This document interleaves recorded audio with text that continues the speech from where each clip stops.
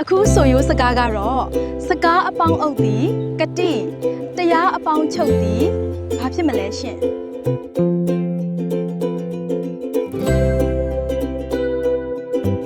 အဖြေမှန်ကတော့စကားအပေါင်းအုပ်သည်ကတိတရားအပေါင်းချုပ်သည်တတိဖြစ်ပါရဲ့ရှင်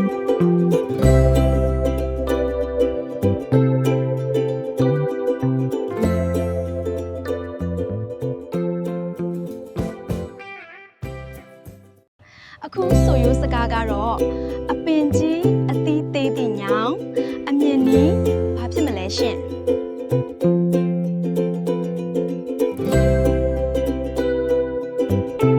အဖြေမှန်ကတော့အပင်ကြီးအသီးသေးသည့်ညောင်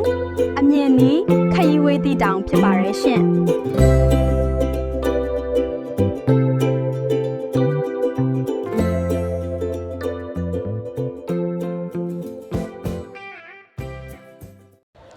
အခုဆိုရိုးစကားကတော့မိမကြိုက်တော့မျောလိုက်တာထယောက်ကြားကြိုက်တော့ဘာဖြစ်မလဲရှင်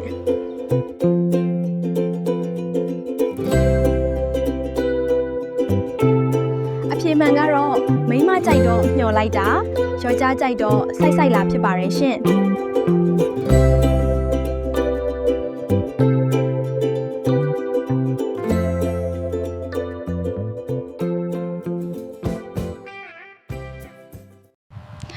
အခုဆိုရိုးစကားကတော့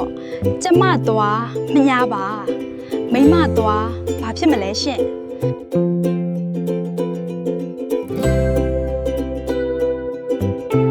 အဖြေမှန်ကတော့ကျမသွားမညာပါ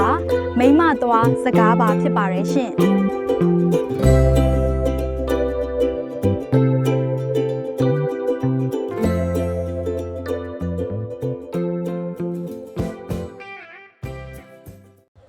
အခုဆိုရိုးစကားကတော့အမျိုးနဲ့လင်မကျဲနဲ့အဖိုးနဲ့ရှင်ဘာဖြစ်မလဲရှင်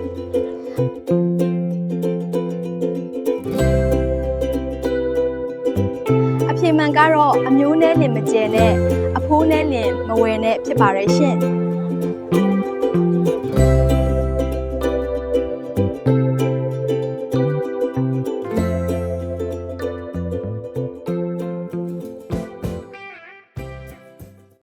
အခုဆိုရိုးစကားကတော့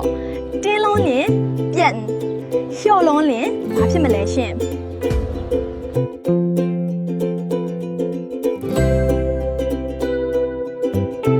အဖြေမှန်ကတော့တင်းလွမ်းလင်ပြက်လျှော့လွမ်းလင်ပတ်ဖြစ်ပါရဲ့ရှင်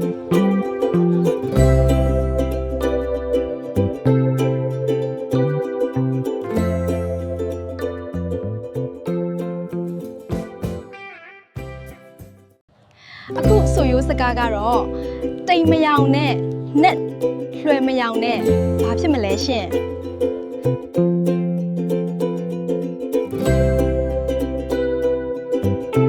အဖြေမှန်ကတော့တိမ်မယောင်နဲ့နဲ့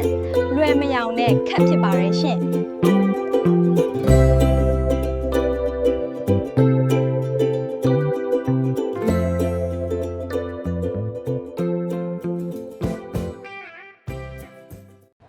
အခုဆိုရိုးစကားကတော့စပားလုံးများတော့အစားခက်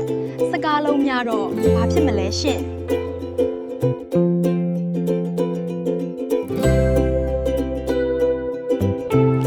အဖြေမှန်ကတော့စပားလုံးများတော့အစားခက်စကယ်လုံးများတော့အကြားခက်ဖြစ်ပါရဲ့ရှင်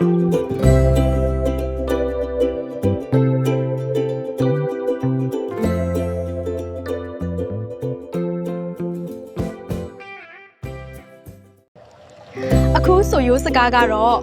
စပယ်ကောင်းလျင်ပန်ကျင်သူများသည်အရွယ်ကောင်းလျင်ဘာဖြစ်မလဲရှင်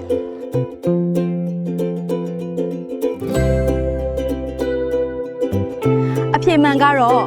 စပယ်ကောင်းလျင်ပန်ကျင်သူများသည်အရွယ်ကောင်းလျင်ကြံကျင်သူများသည်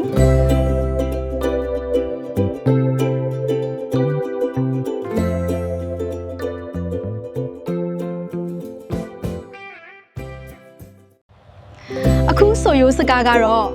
စံဖြူစံကောင်းထောက်မှသိလူတို့သဘောဘာဖြစ်မလဲရှင်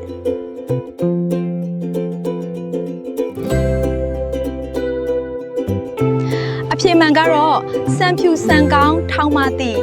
လူရုပ်သဘောပေါင်းမသည့်ဖြစ်ပါရဲ့ရှင်